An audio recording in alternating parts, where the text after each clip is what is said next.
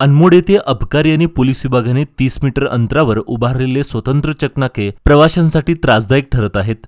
प्रत्येक वाहनांची आधी अबकारी विभागाकडून तपासणी होते आणि लगेच पुढे पोलीस विभाग पुन्हा तपासणी करतो। या दुहेरी तपासणीमुळे अर्धा तासाचा विलंब होत असून वाहनांच्या लांबच लांब रांगा लागत आहेत।